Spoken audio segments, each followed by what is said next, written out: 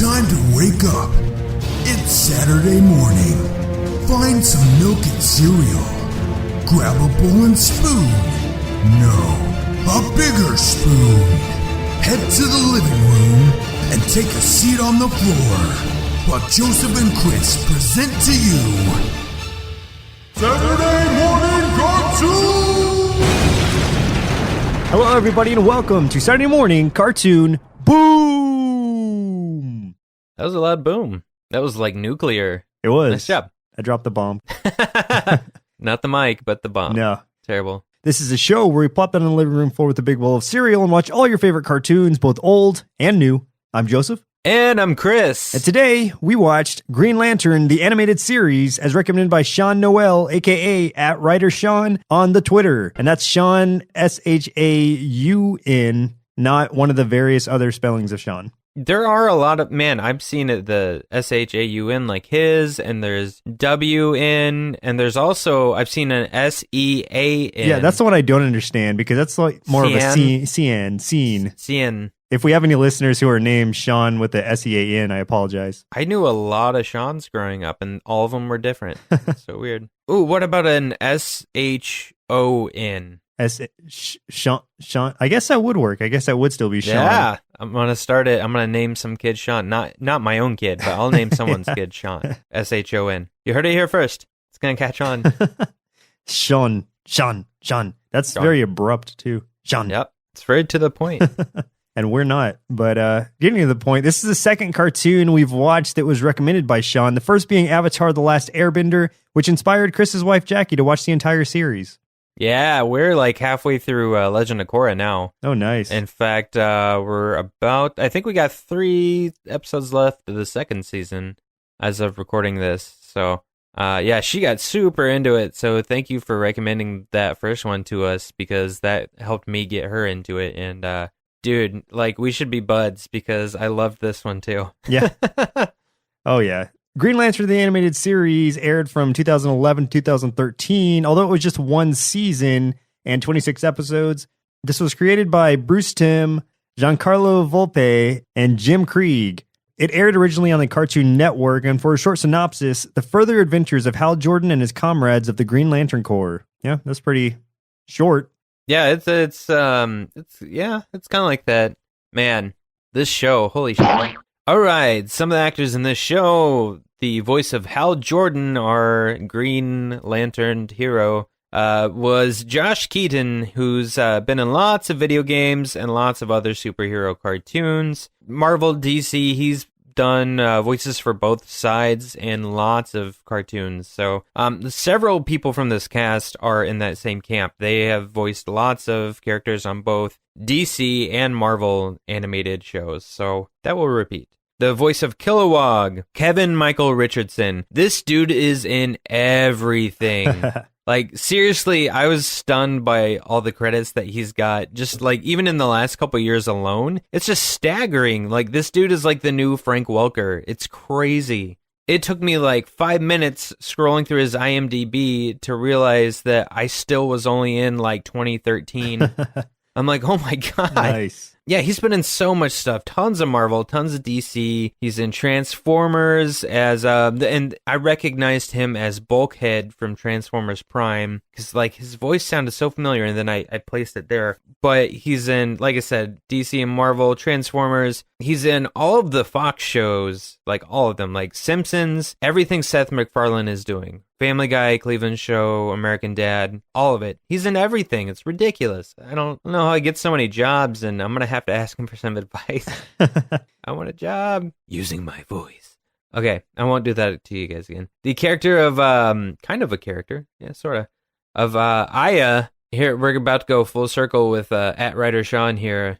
Voiced by this woman named Grey Delisle, or also known as Grey Griffin, who's the voice of Azula from The Last Airbender, one of my favorite characters from the show. Nice. She also has a ginormous resume, and I guess I never looked at hers as closely, and hers is almost as big as the other guy voicing Kilowog. Oh my God, it's like ridiculous. Tons and tons and tons of different cartoons. She's got Last Airbender, like I said, Marvel, DC, Star Wars, and she's in like all the Blizzard games at some point. Like she's in StarCraft, she's in like Diablo and Warcraft, she's in the Arkham games, she's in Mortal Kombat as Melina, just all kinds of cool shit. Then we have the character of Razor, voiced by Jason Spacek. I'm just taking a guess at that. I don't know. It's all Shaun.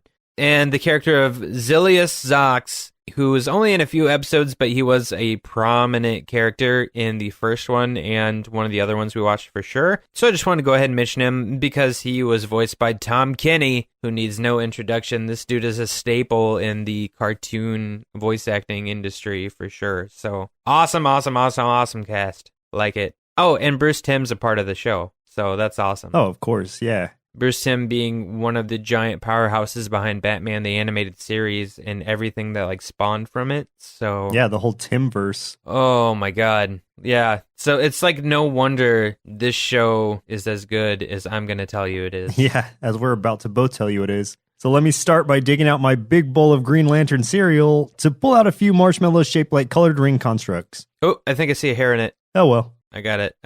Still good to eat. 5-second rule. So first of all, Razor and Io were characters who were created exclusively for this series, so they did not exist in the comics beforehand, and I don't think that they've been introduced as characters in the comics now, aside from the one issue of Green Lantern, the animated series comic that did come out at a certain point. Secondly, Cartoon Network never aired the show's full intro sequence. It's just 20 seconds long, but it was cut down to 5 seconds when the show aired to make room for more commercials and the DC Nation shorts. Ugh. Yeah. We got to see the whole intro, I think. Nobody wants more commercials. What the hell are they thinking?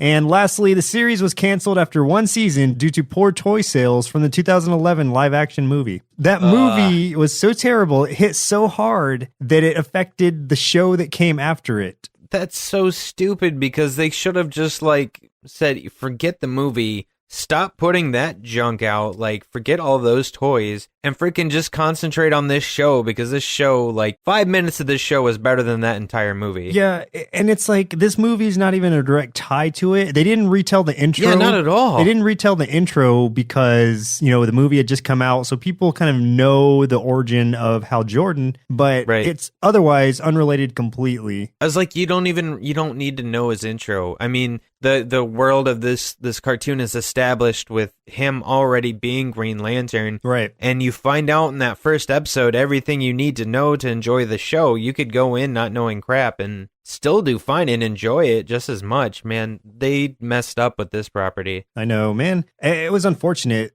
Do you have any memories, or did you watch the show at all beforehand? I didn't even know it was a show. I mean, I figured that somewhere out there is probably a cartoon of just about any superhero from, like, you know, the main lines of Justice League or like Avengers, things like that. But anyway, no, I had never watched it. I didn't know it existed until Shaun had brought it up. And honestly, I have never been a fan of Green Lantern, like, ever. I've never been that much of a fan of DC in general. Like, I mean, I used to watch the Justice League cartoons, and I still obsess over Batman. I love Batman. I will watch anything Batman related, but that was pretty much my limit. And even in the comics, I rarely read anything DC that wasn't Batman or like Injustice. I started getting into a little bit of some of the other titles last year, and I read a couple of the new run on Green Lantern, but I don't know, like, it lost my interest really quickly. I'm usually not too much into like the space side of comics and stuff like that, aside from things like Star Wars. I don't know, like, it's something about it just kind of pulls me away. So I kind of went into this show expecting not to like it, and now I feel stupid. As you should. As you should. Thanks. Now, this show, I mean, okay, first of all, like, I'm a DC fan. I'm kind of a fair weather friend of DC. Like, when things are good, I'm a fan. When things are bad, I kind of, I go back to Marvel. But you're like, I told you it was bad. Yeah. But Green Lantern's been one of those things after Jeff Johns' rebirth. It's been consistently good in my mind. I've read a lot of those comics. So I came into this, I knew it existed, and I started watching it when it first started airing. But I fell behind a little bit after I watched, I don't know, the first 3 or 4 episodes and just never caught back up. And after a while, you're just like, well, you move on to other things. So if that was the Jeff Johns rebirth, does that mean we are now in the Jeff Johns afterbirth? There's actually going to be a rebirth of the entire DC series now. Really? Yeah, like New 52 is being dropped kind of, and now it's going into Rebirth is the next big thing. Interesting. Yeah, okay. I think that'll be coming in summertime or something like that. Maybe I'll actually start reading again. I'll give it a shot. I mean, who knows? But yeah, I mean, I only watched a couple episodes, but after watching these, I think I'm probably going to pick it up and watch the rest. There's only 26. It's not that big of an ordeal. And these are really good episodes, better than I remember them being, actually. And I especially after I learned that they threw some of the other Lantern colors in there, like the Orange Lantern specifically, because I love Larfleeze. He's pretty awesome. I don't know if you know anything about him. I know nothing about whoever you're talking about. Okay. Well, anyone who does, you understand.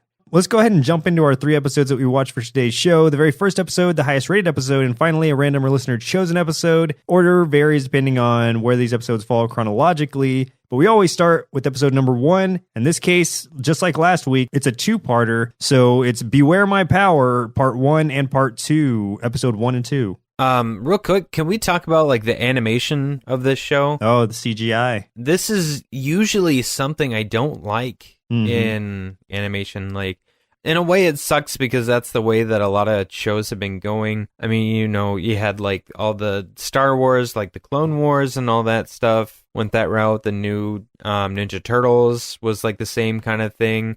It feels like in a way of like a Pixar knockoff kind of thing, or like an early Pixar-ish sort of thing, because it's like, it looks good, it's smooth, it's clean, it's crisp. The thing that I don't like, and I noticed more in the first 2 episodes of the show than the other episodes, is that there isn't a lot of detail in the backgrounds and stuff like that. Like, it's a lot of like larger chunks of things in the background with like smooth colors and surfaces and things like that. Not a lot of detail and stuff like that you would get in, you know, like the hand-drawn kind of style, or even the computer-drawn, but still in that way of, you know, the hand-drawn style. So, yeah, that's the one thing that I have problems with sometimes with cartoons that go that route, because I am hardwired. I mean, I was an art major, and my job, I mean, I'm a graphic designer by trade when I'm not doing this or drinking and doing something similar to this. So, like, I mean, art is a huge deal for me. So when I see something like that, sometimes to me it comes off as lazy, even if that isn't the case. But I'm just like, man, I need more aesthetic out of things when I watch shows like this. But I understand that was not the point of the show. Yeah. It's just like one of those things that irks me. And it got to me, like I said, through the first and second episode, this whole 2-parter. And by the time we got to the next episode, completely forgot about it. So yeah, I think it works really well for this show because there's this translucency to the light constructs that you need for any Green Lantern property. And it works so well for that because you can see through these things. These are actual physical objects, or, well, digital objects, and they have that translucency to them. So I think it worked really well for this one. I mean, it's something, like you were saying, I had hesitance about before, but the more I see shows that do it well, the less and less I care. The more I get used to it and accept it. Like Ninja Turtles, like you said, Star Wars, Clone Wars, and now Rebels even, which I love. So I don't know. People, when they do it right, then I think it's perfectly fine. In this case, I think it was the best way to go. Yeah, it was like one of those things, like I look back at shows like Beast Wars was one that was really heavy on the same style. And I loved Beast Wars back in the day. And now I look at it and it did not hold up well at all. I mean, the stories held up good. Yeah. The art was poor. And same with like Reboot. Right. Did not hold up well visually. And that's what, like, I think, and that's part of it is like, I'm like, man, in like 10 years, are we going to look back and be like, man, Green Lantern was awesome, but it looks like, but no, like your point about the light constructs though is dead on. Like, I think it lended itself to create those light constructs better doing this way than it would do like cell animation kind of style. So yeah, absolutely. So to describe this first episode real quick, two Green Lanterns, Hal Jordan and Kilowog, make an unsanctioned mission to the borders of the universe to investigate a Green Lantern's death. Jordan and Kilowog make a rest stop at the homeworld of fellow Green Lantern Shair Rev, but the Red Lanterns return and a battle erupts. That's true. That describes pretty much the whole episode. And this one, dude, let me just say right off the bat that this episode almost made me cry. This episode has so much heart to it, and you don't see it coming, and it just hits you, and you're like, oh my gosh. Yeah, it does. Like, my notes literally, like, I have ... rev ... The feels, man. Yeah, oh absolutely. my God. Yeah, we get freaking Rev. I mean, just for a quick description of what's going on, we have Kilowog, we have Hal Jordan, who have gone to the outer reaches of space to save these Green Lanterns who are being picked off by these Red Lanterns. Oh, those Red Lanterns. Oh man. Have you never? I guess you would have never seen Red Lanterns, right? I knew of them, and I knew because I'm a huge, as even the stuff I don't read, I'm still a huge lore nerd behind everything. So I still, even though I don't read Green Lantern and stuff like that, I've still done research on the different kinds of lanterns and things like that. Yeah. So I have a small working knowledge of like a little bit of everything. So I knew that Red Lanterns existed, and I knew that they are like, you know, powered by like rage and things like that. So as soon as I saw a Red Lantern, I kind of knew what to expect and was like, well, that's totally going to be our first bad guy. And plus, it helps that the one dude looks like just MODOK with a red ring. I love like the love Zox. him, Oh my Zox, gosh! Yeah, I mean, and Atrocitus is awesome too. Like from the comics, like he was one of my favorites coming into it, and so seeing him in this, I was like, yes, this is awesome. Yeah, seeing Atrocitus in the show made me want to read some comics with him in it, just to see like how much of a threat he really is, like in that universe and things like that. I got the feeling that he really carries some weight to him. Yeah, you absolutely should, and especially because there are individual Red Lantern comics too. Nice. I could get behind the Red Lanterns. There's some pretty cool. Well, I'll get into it a little bit later. Let's just kind of set the stage for it, I guess, and then I'll get into. So there's this. I won't go into all of it because there's a lot to this episode since it was 2 episodes put together, but there's this ship that's powered by Green Lantern energy, and it's not really sanctioned for use yet, but Ganthet, one of the Guardians, is pretty much the cool Guardian. So he's like, let me go show you guys this ship we have. And essentially saying, I'm not saying use it, but I'm not saying don't use it. Here it is. He's just kind of like, I'm just showing you where it is. Yeah, exactly. And so they take it. This is the only way that they're able to reach the far reaches of the galaxy in a timely manner. And things are going down right now. There's already a Lantern who's been killed by these Red Lanterns, a Green Lantern who has been killed by them. So they have to get out there as soon as possible. Hal Jordan, being the headstrong character that he always has been, of course he makes a decision to go out there and do his thing. Right. It was kind of surprising opening the show. And I mean, you know, it's a show for kids and stuff. And the first thing that we see basically is the Red Lanterns freaking executing somebody. Yeah. You're like, dang, like, was not expecting that, but it was interesting. Yeah, it was pretty heavy. So, yeah, they go out and they rescue Rev, basically. And Rev's injured, but they fight the Red Lanterns off and they go back to Atrocitus. So I didn't know, and maybe this doesn't line up with the comics. I don't know if this is a storyline that they used with the Reds or what, but about how like they had their planet and the Greens supposedly destroyed the planet and there was just this chunk left. I don't know if that's in the comics, but that's what happened in the cartoon here. Yeah, the reason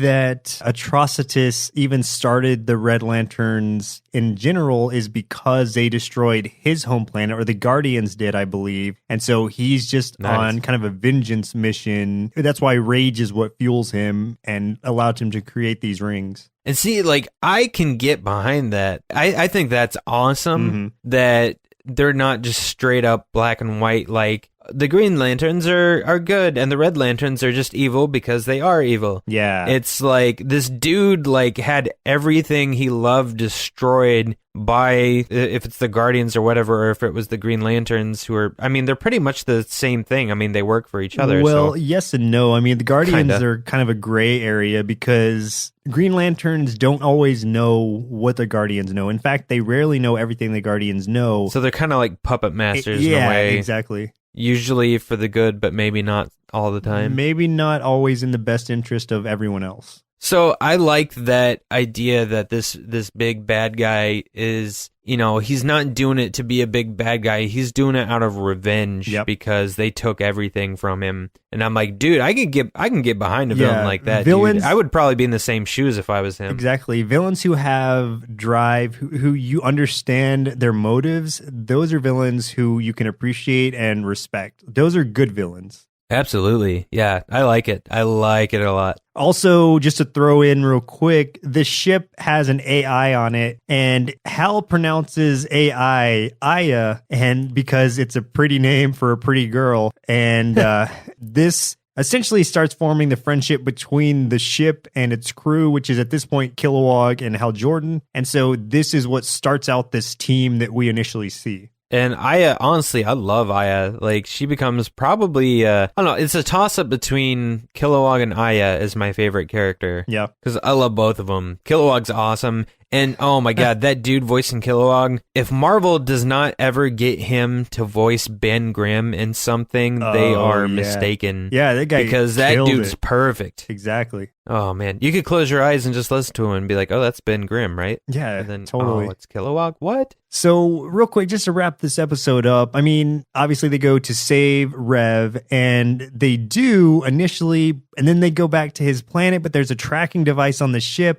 This brings the Red Lanterns to Rev's planet, and they threaten to blow it up if the Green Lanterns don't surrender themselves. And man, that's when things get rough, and it starts to get really, really intense, and you don't know what's going to happen. But once it unfolds and once you actually see what's happening, man, tearjerker. They took it way farther than I expected. Oh, me too. And just the dialogue. The dialogue was so strong right there. That's what caused my eyes to well up. Well, and you also get your first hints of like Razor not being as bad as you initially think he is. Exactly. Because it starts out, you're kind of thinking, yeah, like Razor's definitely going to end up being the real bad one. And then by the end, you're like, he might not be that bad. Yeah, he's like torn. He really is kind of he's got some good in him for sure. So what happens is, since this planet's about to be blown up, Rev is stalling it for as long as he can, even going so far as to essentially rescue Razor,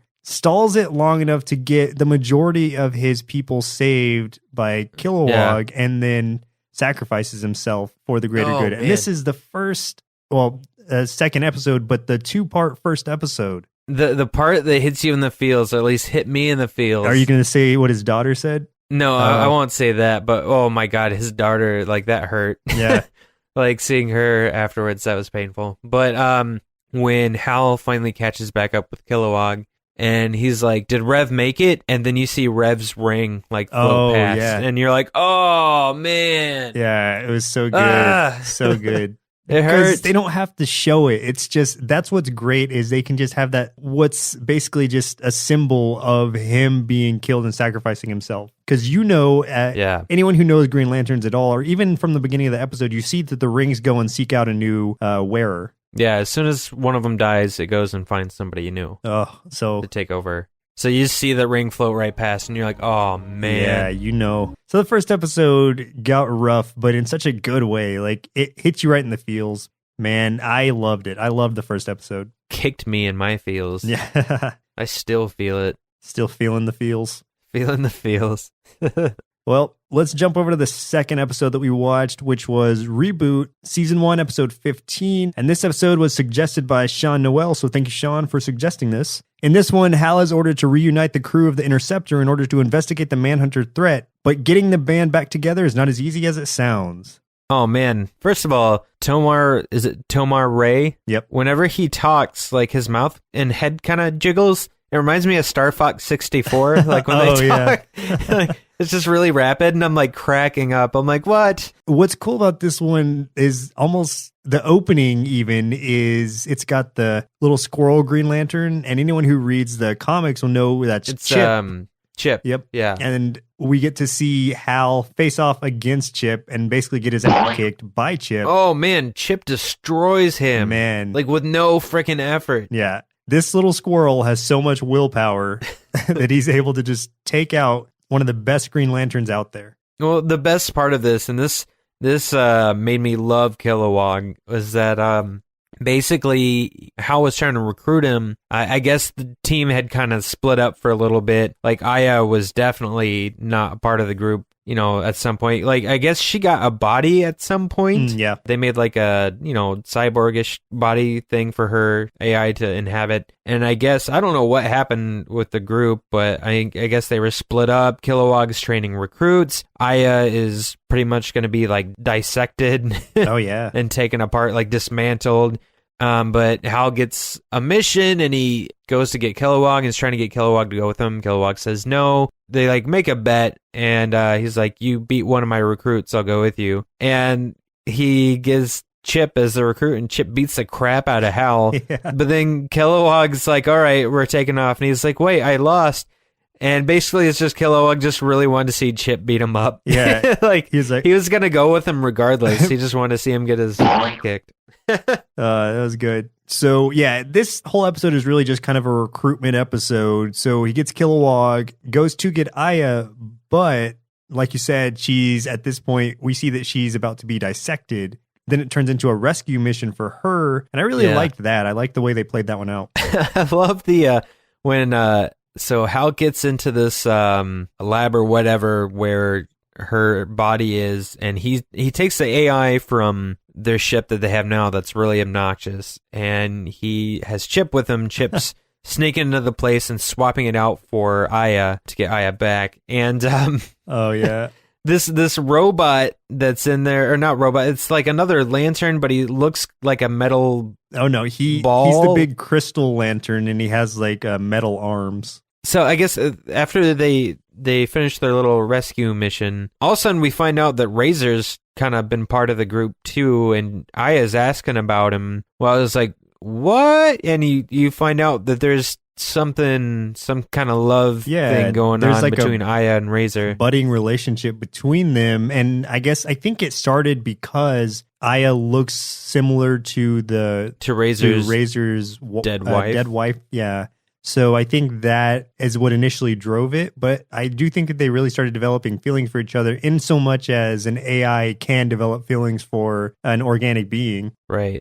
But man, she's developing them though. Like we'll see, the next episode we watch, it's very relevant. Oh yeah. That might be a good transition into the next episode unless you have anything else. Well, yeah, the first thing I wanted to say is basically, and this sets up the next one too, is that the mission they're going on is they've been receiving these like signals, or they caught on to some sort of signals. Oh, right. Yeah, with these manhunters, which are these, basically, if you know the X-Men, they're kind of like Sentinels in a way. They even look similar. Yeah, actually, and if you know the Green Lantern universe at all, these are the Guardians' original attempt to have an army of their own. Before the Green Lanterns were the Manhunters. Ooh, nice. I didn't know that. Mm-hmm. So they're basically like robots, and something's like, I guess, turning them on, and they're like not sexually, but something's flipping the switch, and they're coming to life, and they're causing trouble. Yeah. So they're trying to figure that out and take them down. They're going to these different bases to try to find the source of it. And they eventually do, and it ends up being the Anti-Monitor which is pretty much Master Mold. Yeah, pretty much, yeah. Anti-Monitor is awesome. At one point, he was actually a Yellow Lantern in the Sinestro Corps Wars. Interesting. I don't know a whole lot about his character, but I do like how they played him out in this show. Dude, yeah, so this episode ended with me, because they didn't reveal this thing till towards the very, very end, and I'm like, okay, I wonder if this guy's, important. And then when we get into our next episode, I'm like, this dude is very important. Yeah. Oh my God. Yeah, I'm glad you brought that up. It is a great transition into the next episode that we watched, which was Cold Fury, Season 1, episode 20, and that was the highest rated episode. And I'm glad we got to see this one in conjunction with the previous one, Reboot, because they do connect very well to each other. It connects strangely well. It was almost like watching, if like the last one we watched was 15, it's like this should have been 16, but it's 20. Yeah, it's like... I don't know what happened in between. It almost seems like those 5 episodes in between were like filler because... Yeah, it's weird. Everything that we left off on, except for one detail, is picked right back up in this next episode. Mm-hmm. So yeah, it was weird. It worked out really well. And in this episode, a horde of manhunters gives chase as our hero's hope runs thin. Their will is truly tested as they prepare for an inevitable face-off against the unstoppable Anti-Monitor, a battle for the lives of everyone in the galaxy. So we can say like right off the bat, man, they are in a dire situation like immediately. They are. And you know it's bad if Zox is on their side fighting with them. I'm like, oh man, that's not good. Like, it must be really bad. Right, the enemy of my enemy is my friend. And frickin' people are getting killed all over the place. It's crazy. Like, and we get crazy to see in the previous episode just how strong these manhunters are. Like, they're not just like, let me hit you with something and you fall apart. They are practically invincible. I mean, they can be destroyed, but it's very difficult. Well, frickin' Anti-Monitor can disintegrate people, or like pretty much anything. Anti-Monitor's whole thing, at least in this, was he needs to absorb life. He's kind of like the Galactus of the DC universe in such a way. If Galactus was Master Mode. Yeah, pretty much. Hey, they're all like the same colors, though. That like reddish pink and purple. Yeah, true. All 3. So he is absorbing, he has this beam that absorbs the energy from whatever he uses it on. Even the, it doesn't even have to be organic beings. It's just anything. Like he absorbs metals, rock, whatever. He just is absorbing the universe, basically. And dude takes out a Guardian. Like, oh yeah, I didn't see that coming. I was like, holy crap. Yeah, that was really cool. Like she was fighting back and she was using these awesome powers and stopped a lot of the manhunters, but then she faces off against the Anti-Monitor and just, she did not. Yeah, it doesn't even take long. No. Like, I was shocked. Yeah, I was too, actually. I was surprised. Like, I thought she'd put up more of a fight. I especially didn't think she would be killed like that. That was pretty crazy. No, not at all. I expect, if anything, she'd be like knocked out like they would typically do in a cartoon. I didn't think they'd kill her. Exactly. Good Lord. Yeah. And that was like early in the episode. So I'm like, holy crap. Like, yeah. And this was right after we get to see her unleash these amazing powers. So it's like, man, she's going to stand toe to toe with this guy. Not even for a minute. Like she's just out. Yeah. She had no chance whatsoever. And on the side, we're still watching kind of the development and almost where it went downhill between Razor and Aya as far as their relationship is concerned. And honestly, it's weird because this relationship, it looks like, shapes the rest of the show. Because we know there's not a whole lot of episodes left after this, because there's only, 26? Yeah, so 6 more episodes. 20. So, man, by the end of this episode, what happens between Aya and Razor shapes definitely Aya's path for what I would assume is the rest of the show. I thought it was really interesting how they approached it too. I mean, she is an AI, but she was developing these feelings and trying to understand feelings still. And after Razor essentially broke it off with her, like one of the hard-hitting scenes was where she was just like trying to process it. She kept saying processing. Yeah, and she just couldn't understand why she was feeling so terrible, why this and all she could think about was Razor, to where it was distracting her from doing her job during this big war that's going on. Right. And she was talking, and she went to Hal for advice, and he's like, really not the time. Yeah. But she's like, I'm feeling this pain. How do I not feel pain? Oh, man. And somebody, was it Razor? Somebody, like, she's asking everybody because she's like desperate. She's like, how do I not feel pain? How do I focus? And somebody says something like, you have to shut yourself off or something. I think it was Razor. Yeah. And so she shuts off all of her emotions. It turns her into a cold robot. Like, it's different saying it to a person because, like, even if they, quote unquote, shut their emotions off, I mean, they're still human. They still have feelings. Yeah, they just are putting them at bay a little bit. But as far as an android goes, she just literally shuts them off completely, basically uninstalls the emotion program and just goes full on cold. I have to get this job done no matter what the cost. we shouldn't spoil it, but she basically does something extremely drastic and completely changes the tide of the battle. Yeah. Not necessarily for the best. Yeah, I didn't see this coming at all. So this was definitely a big shock. This whole episode was one of those where it's like one shock after another. She basically like solves one problem and creates another one that might be even worse. Oh man, yeah. So that's a good way to put it. It's crazy. Yeah, I did not see this coming whatsoever. And her being like one of my favorite characters, I was just like in shock by the end of the episode. Like,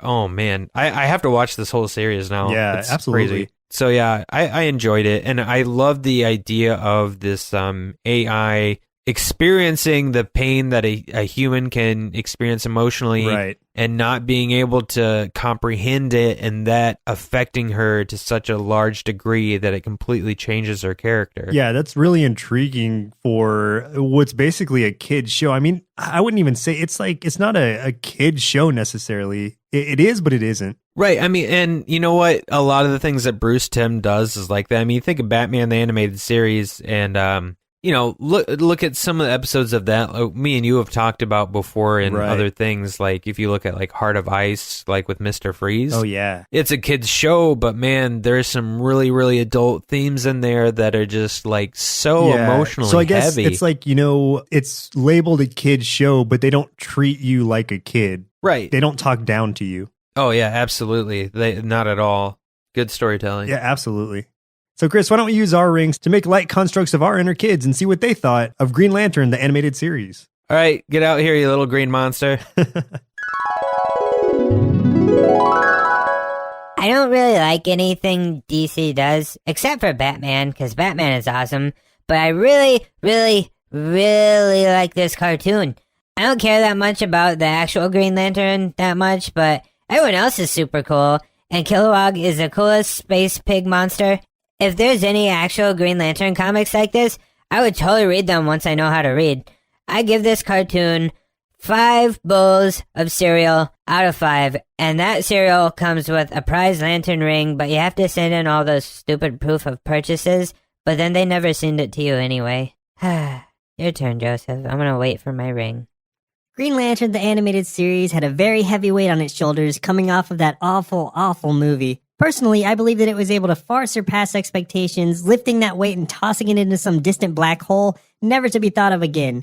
From episode 1, I was able to see how much heart this show has to offer, not to mention the amazing action scenes and the inclusion of the other colors on the Lantern spectrum. I highly recommend this show, especially to fans of the comics, and would give it 5 big green bowls of cereal out of 5. And in closing, beware its power, Green Lantern's light! That was really dorky. Congratulations. What a nerd. So do you have any last thoughts before we get out of here? Yeah, I mean, I firmly believe that Green Lantern is a superhero who doesn't receive nearly enough credit where it's due. There are some crappy Green Lantern properties, sure, but overall, if you read the comics, especially after Jeff Johns' Rebirth, like I said, jump into Sinestro Corps Wars, jump into Blackest Night especially. That series was amazing. And that is the whole spectrum of the Lantern universe, every color you could want. If you read those, I think you would really find an appreciation for Green Lantern that you may not be getting from, especially the movie, but it'll make you appreciate the show more because it takes a lot from the comic universe. I think that the animated series really kicked it into high gear and gave Green Lantern fans everything they were asking for, and even non-fans, I think, can appreciate it. Yeah, I mean, me not having been a Green Lantern fan coming into this, man, I love this cartoon. Like, I am going to watch this series in its entirety. It really caught me. It was really good writing, and I should expect that from something that Bruce Timm works on. So, I mean, I'm going to have to figure out, like, anything else he's done because he just does a phenomenal job in everything that I have seen of him. And I will definitely have to check out those Green Lantern comics because, like I said, it's just something that didn't appeal to me, but there was so much heart and stuff in this show and so many interesting things, especially with the different lanterns and stuff like that and the idea of Atrocitus and things like that. I'll have to get into more of it and give it a shot. So I am interested in that. And if anyone else has any other recommendations for me to try out in the Green Lantern verse, definitely let me know. And just forget about the Ryan Reynolds movie. Even Ryan Reynolds wants to forget about that movie. Yeah, like I said, I absolutely love this. This is an example of amazing storytelling using an animated medium. It doesn't get any better than this. This was fantastic all around. Yeah, top notch. So thank you, Shaun, for recommending this one. Thanks, Shaun. Well, listeners, it looks like our milk supply has now run dry, so it's time for us to say goodbye.